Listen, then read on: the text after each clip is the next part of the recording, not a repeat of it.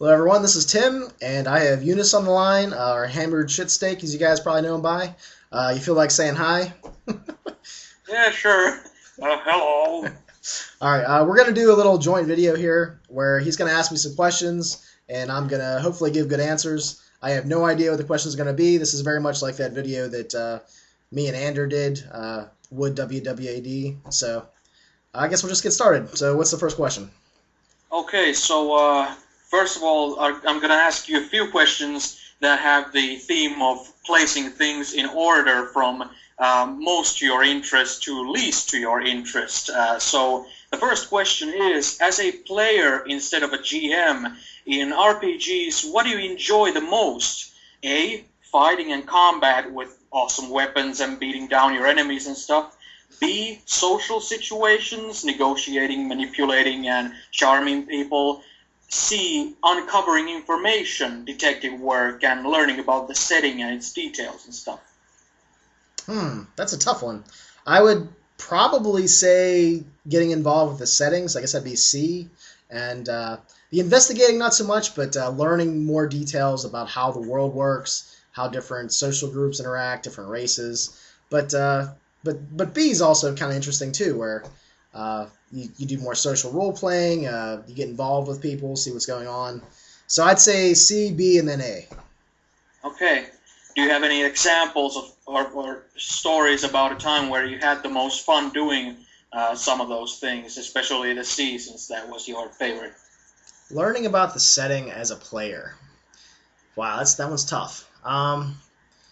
There was a campaign that one of my friends ran. He's one of the royal court members at my gaming club, and he was the first person to actually would actually run the third edition of Dungeons and Dragons, and he had his own campaign setting. And the cool thing about what he did with that is he went to each player and he asked them. He said, "What kind of race would you like to play, and do you want to make your own race, or what kind of race do you want to play, and what kind of gods do they worship? Feel free to fill in the blanks."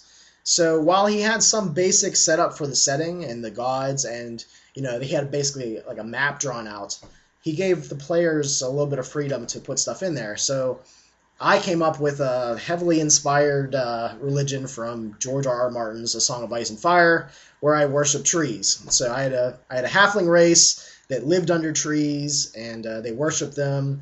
They would cut parts off the tree and use them as weapons, and they were also cannibals. So, So, yeah. So, would you say that instead of just searching and finding out stuff about the setting, that also included so much of you having a creative part in creating stuff for the setting, that was a big thing that made it so interesting? yeah, I think being able to put my thumbprint in the setting and have my own little way with a little corner of the world was cool. I guess was another thing is a lot of the other players had done this too, but they did it in secret, so the other players didn't know because, as a halfling living under a tree, I didn't get out and investigate the rest of the world until the campaign started rolling. And I would find out interesting details about different races that weren't your stereotypical fantasy elves, fantasy dwarves, etc. So all the different parts of the world were different. And, dwarves were kind of dwarves, but they had a twist to them, or, that sort of thing. So I enjoyed role-playing as a character and experiencing the setting through the character's eyes for the first time. Okay, cool.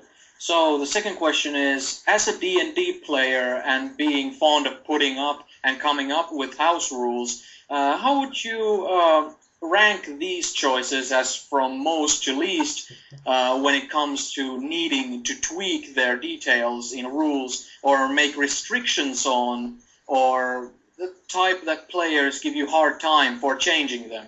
A, races, classes, and alignments. B, the combat and rolling systems. C, the setting with monsters and magical items or healing temples, etc. Okay, I think they would probably give me the most problem with well, you said classes and races was the first one. What was the second one? The The combat and rolling system. Okay, that is probably the biggest problem I've had with making house rules for games. Um, there was a time when I tried using 2d10 instead of a d20 for Dungeons and Dragons, and I wanted to give that a shot. And some of the players are really turned off by that. They didn't want to play it that way. So after doing it as a one-shot with that house rule, I just went back to the D20. Most times, I think players enjoy playing new variants of races. A dwarf that has like burning hands, for instance, or some sort of strange racial spell-like ability thrown in the mix, and maybe they, like maybe you replace their racial hatred with orcs with something else, and that, in my Ice World setting, I replaced that with cold creatures, so the dwarves were better at hating, like yetis, that sort of situation. So I think most of the time players like new races and that stuff. I guess if you mess with the classes too, sometimes they get kind of irate. As a general rule with house rules, I always ask the players, I'll throw out like, okay, here's some things that I want to try to do with the next campaign. Does anybody have a problem with that? And, someone raise their hand and say, yeah, there's no way this is cool. Take this one out and I'll play. And it's kind of like a line item veto, where I just cross off one of the house rules and like, okay, we'll play the core way we're supposed to do that. It's usually, it's a give and take situation. It's not just me in my game. It's me. I have my ideas for what I want to try to do, but I want to also make it fun and enjoyable for the players. And if I make house rules that make it less fun, that's not good. So I always try to get feedback. Yeah, and with D&D, I've often seen that people tend to, when they're browsing through source books or something, they tend to pick up things that, I really want to use that. And when you give them restrictions before a game, they can easily get bummed out that they can't use something they found in a source book and would really want to use. I've also just run the core books before. I think I told you that the other day, where it's just like, okay, guys, just the 3 books, and that's it. Just pick those options. But then I also try to emphasize that just because you have less character creation options doesn't mean that you can't take your character as a, the role-playing side of things and do things within the setting. Like, if you get heavily involved with a thieves guild for whatever reason, you'll have contacts and magic items pop up. And so I try to tell people that it's more about what happens at the table, more about what happens in the setting, and less about the stuff that's on their character sheet. So, I don't know. Sometimes I win that argument, sometimes I don't. But. Do you have an example of a time when you changed something drastic and your players thought of you as the devil incarnate for doing so? Well, I mentioned the 2d10 thing instead of using a d20. Is there anything else? I mean, that's a good question. I had a once per day spell idea, like a house rule for a while, where every class could cast a spell once per day, and as they got higher in level, they could get additional spells, like maybe 4th or 5th level they'd get a second spell, maybe 2nd level, the first one would be 1st level. And while I thought that would be a good idea, there were a couple players who were like, it's kind of weird playing a fighter that can cast magic missile, or it's kind of strange that I have this rogue that can heal somebody. So I thought it would be a good one, because there was other players that really liked that idea. And some of them it was too different than what they expected. So while they didn't think I was the devil incarnate, they just didn't agree with me. Okay. So I guess I'm trying to think if there's a better option or a better idea. I don't know. I'm just drawing a blank right now. That's the only one I can think. Okay. Okay, then as a player familiar with White Wolf games, how would you rank these monsters from favorite and the most interesting to the least, with giving details and reasons why? A, vampires, B, werewolves, and C, hunters. Ooh, that's an interesting mix of choices you got there. I really like hunter. I really like vampire.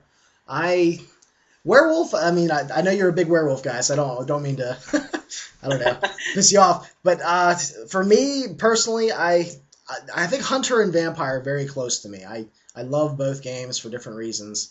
If I had to pick one, though, I think I would choose Vampire. Vampire, so that would be my first choice. Hunter would be my second. And Werewolves would be third. The old Werewolf game, I'll give it a lot of credit. There's a lot of setting information in there. For someone that was trying to run it for the first time, it was a little daunting to learn about the worm and I can't even think of the but there was different levels of spiritual entities and spirits, and Yeah. it was a lot to take in. And with vampire, it's not as much so. There's you just the book's a little bit thinner, and I don't know. Hunter is even more easy to just start because it's like, okay, you're a bunch of Joe Schmoes with some shotguns and axes, and something strange is talking to you, and I don't know. It's a lot of fun to run Hunter because I get to give out those strange messages throughout the entire campaign. I had one. When I was playing it once, I had a character who got his messages only through the lyrics of Megadeth songs, and that was that was great. The GM was all for it, and he'd say whenever I was listening to a Megadeth track that different lyrics would pop out at me. It's like, hey, that Dave Mustaine is telling me something here. It was great. It was I had a lot of fun playing in that game, but Vampire, I haven't really had a chance to play all that much. I've played a few one shots here and there, and I don't know. It's one of those things that is on my bucket list to try to play in a long term vampire chronicle. So we'll see how that goes in the future. Well, what is it about the vampires that make them the most interesting and your favorites? I think it's it's really the idea that this might go into theological a little bit, not too much, is that there is a God and you are cursed by him. At least that's the main theory. The whole Cain, you're the children of the damned kind of thing. And I really like that tragic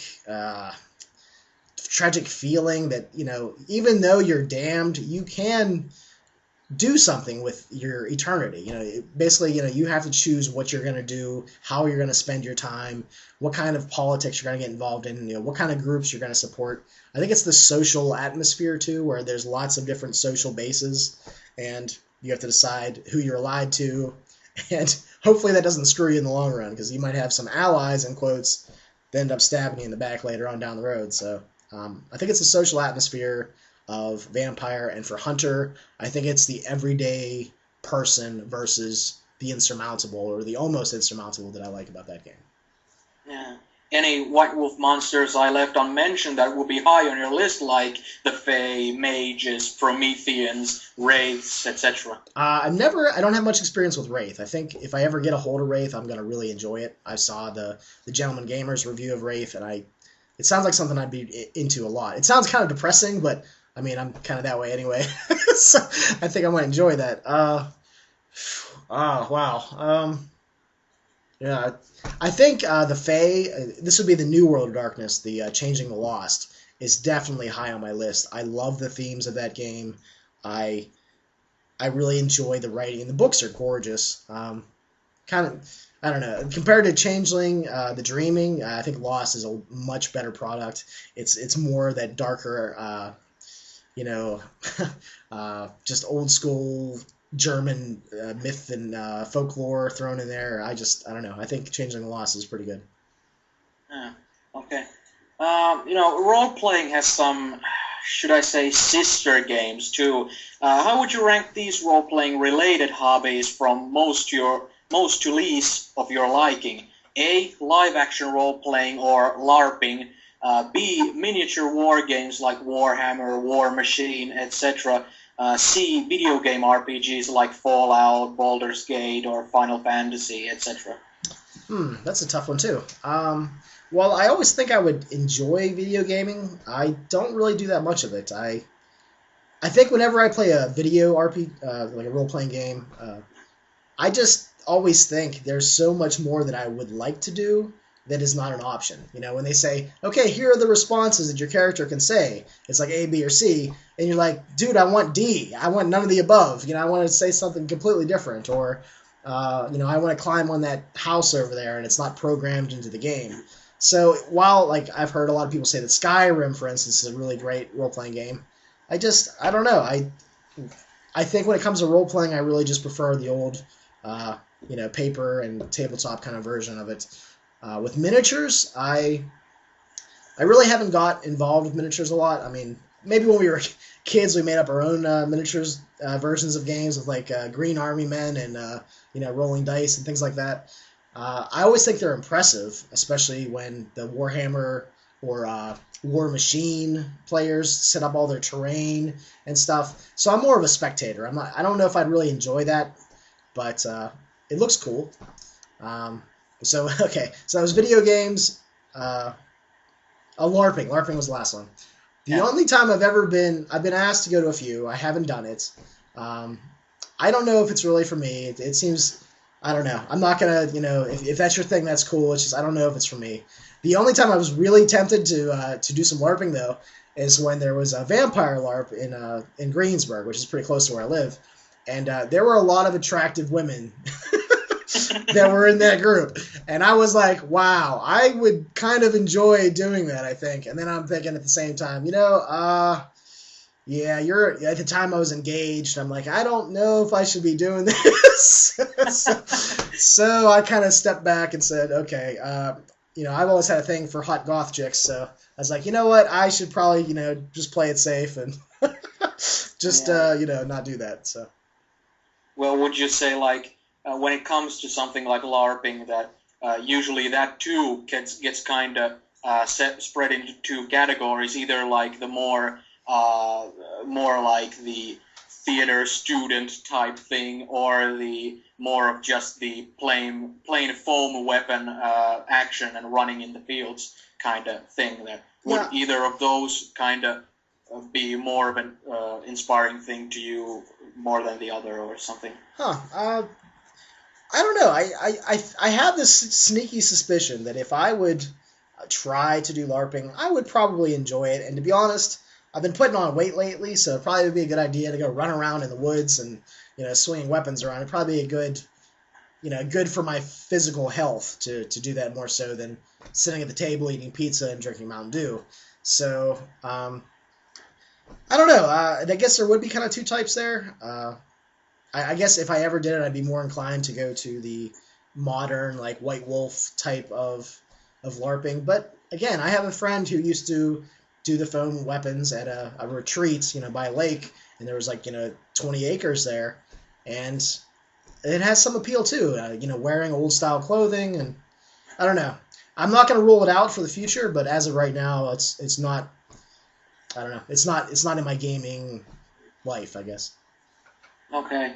Well, as a fan of fantasy and science fiction and all that good stuff, how would you rank these as the most and least awesome? A, swords and melee weapons like medieval war gear. B, hand-to-hand combat and martial arts like kung fu, ass-kickery stuff. C, guns and firearms, whether it be muskets to assault rifles to plasma cannons. Okay. I think fantasy weapons are number one. I'd actually say guns are number two, but mainly, I don't know. When I think of guns, I always think of Firefly and Serenity, sort of that Wild West, guns, Western themes. So I've never really played a Western RPG for the most part. Maybe I think I played a one shot once with it's like Quick Ass Gaming System, CAGS, I think it's called, but. I don't know. So I guess my rating would be melee weapons and armor, then guns, and not really the sci-fi stuff too much, and then kung fu. I've never really been interested in kung fu in RPG. I don't know, just not my thing. Okay. So if swords and melee weapons and such are on top of your list, could you list some of your favorite type of swords or any type of like medieval weaponry that tickles your fancy the most? I think the Morning Star is probably my favorite one. The Ball and Chain also is pretty sweet. I mean, people would say like the long sword's kind of overdone, and I kind of agree with them. You were talking about the orc swords in Lord of the Rings, how they're like a two-handed sword. Well, I guess yours was the one-handed sword with the spike on the end, and I like that two-handed thing with the two spikes, like that they just swing around their head. That's pretty high up on the list. Those are pretty impressive. But I guess axes, I have a thing for axes too. Whenever I go to the Renaissance Festival and they have the axes to throw, I'm always laying money down to throw axes through the air. So chucking axes is a good time. Any most of what you listed were with swords and such were like fantasy stuff. Any like historical stuff, like certain swords from certain warrior cultures and all that stuff? I don't know if my knowledge of history is as good as it should be when it concerns historical weapons. I would bow to Tetsubo in that category with his love of weapons and medieval weapons. I don't really know too much about historical weapons, so maybe I should educate myself in that category. Okay. That's the end of those ranking questions. This question is basically, it's the zombie apocalypse, and you're a survivor and you have weapons training. What do you choose as your primary weapon, your secondary weapon, your melee weapon, and your soundtrack? My soundtrack. That was a nice little addition on the end there. Wow. I think. Let me think about that one for a second. Okay, so my primary weapon, I think I'm going to go with. That's a good question. Probably a crowbar. That sounds good. I'm going to get a crowbar out of the trunk. Maybe a secondary weapon would be. These don't have to be things you already own, you know. Well, I'm picturing the zombie apocalypse happens right now. What the hell would I grab? So I got a shotgun upstairs, so I guess I grab a shotgun, some shells. Another melee weapon would I pick? That's a good question. I do have a sword, so I'd be the the guy. I got my sword from my gaming club, so I'd have that as well. And as a shield, I would go outside and grab my metal trash can lid. And so I have the metal trash can lid and a sword. If the sword, I fumble my sword. I roll a natural 1. I pull out the crowbar and bash some heads in. So that sounds good. And the soundtrack. Oh, the soundtrack. Oh wow, there's so many good ones. I'm gonna go with Extol. Burial is the name of their first CD. It's I think they're a Swedish band actually, and lots of growling, lots of fast bass, double bass pedals, and that would be my choice. Yeah, that creates a good image. Trash can lids and crowbars and a sword you won at some gaming event. And then you got some double bass pedal and some growling lyrics in the background. Yeah, that sounds pretty good. I like that. Yeah. Okay, the next question is, who is the coolest superhero? Who is the superhero you would actually want to exist in our world? And who is the superhero whose powers you would want for yourself? I'm not really a big superhero guy, but I did get in a period of time where I loved reading the Spawn comic books. And I noticed you had some of those on your shelf when you did your little tour. I like the idea of again, it's a tragic hero that's trying to do something good, whether it be protecting the homeless in the alley where he's bunked out, or just the people that he bumps in with. He tries to help them in their everyday, struggles with life. I'm sorry, what was the second part again? What superhero or what superpower would I like? Is that right? The three were the coolest, the superhero you would want to actually exist, and the superhero whose powers you would want. I guess the superhero I actually want to exist is Batman. I just think that would be kind of nice. And the superhero or superpower that I would like. There's a lot of good ones out there. I think the power of telepathy would be cool at first, and then you'd be like, "Oh, just please shut up." So I don't know if I'd pick that one. Maybe being able to teleport. That sounds good. Being able to bounce all over the place and go from place to place quickly. Sure. Yeah, but I mentioned that whose superhero's power would you want? So from superheroes who can teleport, they all have their little tweaks there that. Some guy can't do what some other guy can do, even though they're both teleporters. So, anything more specific? I don't actually know any superheroes that have teleporting power. So, What? You don't even know Incredible Nightcrawler? Wow. I don't know that hero at all. So yeah, for the comic book people out there, I'm sorry, I'm making a fool out of myself here, but. You haven't even seen X-Men 2 then, have you? Well, I think I did, but it was more the thing that was on the background. I didn't really watch it too in depth. So sorry. No, those are fine choices, but maybe Batman wouldn't be the most responsible thing if you could choose any superhero that would actually exist in the world. But who cares? These are your answers, not mine. So, okay, the next question. Name few characters in fiction or real life that make your sphincter clinch and your scrotum retract from fear. Who pops into your head when you're in the dark alone? Wow. Um, Character that makes me shrink in fear. Uh, I guess possession movies.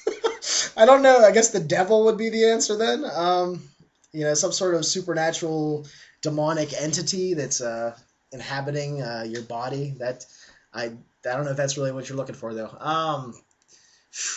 Bad bad people. I don't know if a lot of the villains really strike fear in me. I liked the Joker in the new Batman movies. I thought the Heath Ledger pulled that off wonderfully. Uh, I don't know if he really strike fear in me though. Darth Vader's cool, at least in the episodes 4, 5, and 6. But again, I don't know if he'd really strike fear into me. That's a tough one. So I'm just gonna go with I'm just gonna go with the devil. There you go. That's my choice. Okay, so I mentioned fiction or real life because if you watched something like a serial killer documentary or something, Okay. that's just as valid as something like a Joker or Darth Vader or something like that. Yes, serial killers are pretty creepy. So Yeah. Okay. The next question is, what summons nerd rage the most out of you? wow. Probably for me, uh, were the moments in the Lord of the Rings films which were not part of the books, and they added them to the movies to make the movie, more spectacular or whatever. And those parts of the movie for me are the ones that are like, I wish I had a pair of scissors and I could cut that out of the movie and then just, make my own version of the movie. Instances like, I don't know, them jumping in I think it was the Fellowship of the Ring, and they jumped on the pillar, and the pillar fell over, and then they jumped off, and then it collapsed. It's like, that was so lame. I guess biggest nerd rage for me is when I have a novel or a series of novels that I love, and they translate it to the big screen, and they fast forward parts, or they come up with some lame explanation that is so much less cool than what the book did, just to speed things along. I do know they're two different formats, and sometimes you got to make cuts some places, but I don't know. That's probably the biggest area where I go, ooh, why did you do that? So Okay. All right. Then we're down to our last part, which is word association. I'll throw out words or something to the to that extent, and you'll have to say the first thing that pops to your mind. okay. Okay? The first, Underwood, Prick. Tetsubo, Weapons. The Gentleman Gamer, Respect. YouTube RPG Community, Accepting.